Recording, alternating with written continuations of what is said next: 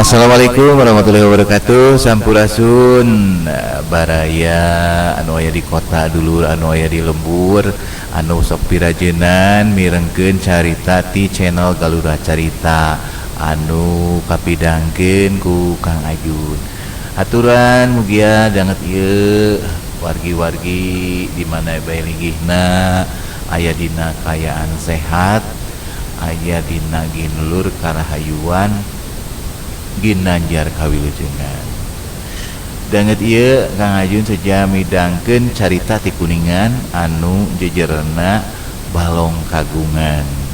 Supados teu nyangkolong ting kana waktos sugri kadang wargi, mangga urang pitembeyan kumaha ieu carita ngeunaan Balong Kagungan.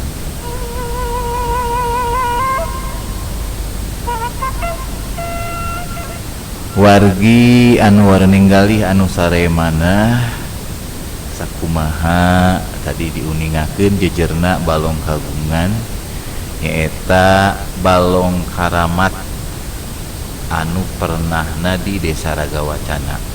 Ieu sok disebat nyaeta Balong Kagungan atau anu disebut Balong Kagungan teh ngarupakeun hiji tina sababaraha balong karamat nu aya di Kabupaten Kuningan. Teu matak heran lamun dina soal nyaritakeun ieu balong nu beh dieu jadi sumber cai kahirupan atanapi cai kahuripan teh teu jauh jeung carita ngeunaan balong-balong karamat sejenna nya diantarana wae Balong Karamat Darmaloka di Desa Dharma, Kecamatan Dharma, Balong Cigugur di Kelurahan Cigugur, Kecamatan Cigugur, Balong Cibulan di Desa Manis Kidul, Kecamatan Jalaksana, Balong Pasawahan di Desa Pasawahan, Kecamatan Pasawahan. Tah sugri kaum dangu ngaran Balong Kagungan henteu bisa dipisahkeun ngeunaan ayana lauk kancra anu disebat lauk dewa.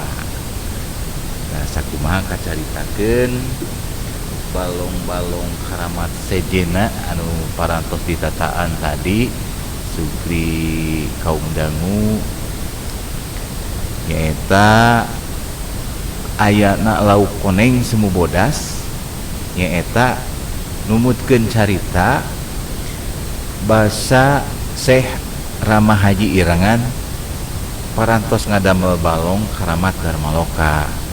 Tuluy ngalukeun cucuk lauk ka balong. Dumadakan cenah eta lauk teh anu saukur cucukna teh hirup deui eta nya numutkeun carita.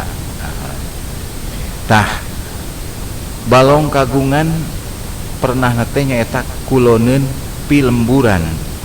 Legana kurang leuwih 4.550 meter pasagi atuh di sabudeureunana rajeg tetangkalan taunan anu ceuk taksiran umurna geus ratusan tahun.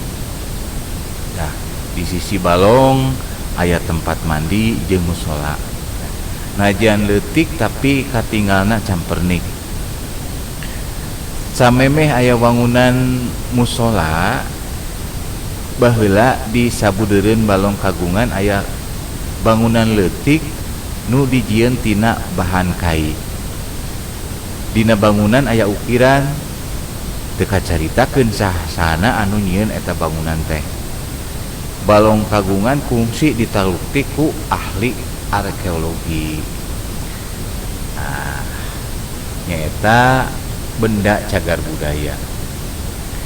Dumasar panalungtikan hasil panalungtikan di Lebah Tangkal, mangsa tradisi megalitikum, mangsa prasajarah, mangrupa batu, meja atawa dolmen anu ukuranana 2x1 kali 40 cm.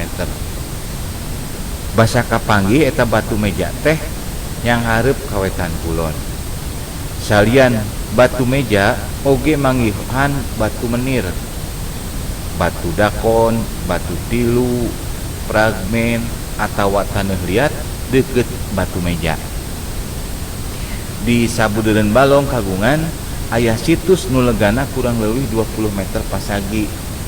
Eta situs teh pernahna wetaneun Balong kagungan. Teu jauh ti Balong kagungan aya hiji balong nu dijadikeun sumber kahirupan nyaeta Balong Hulu Dayer. Sugri kadang wargi sakitu heula caritan ngeunaan Balong kagungan anu aya di Desa Ragawacana, Kecamatan Keramat Mulya, Kabupaten Kuningan. Bobo sapanon carang sapakan ada cukup lumur jembar hampura nu kateda. Billahi taufik wa hidayah. Wassalamualaikum warahmatullahi wabarakatuh. Wilujeng kantun permios.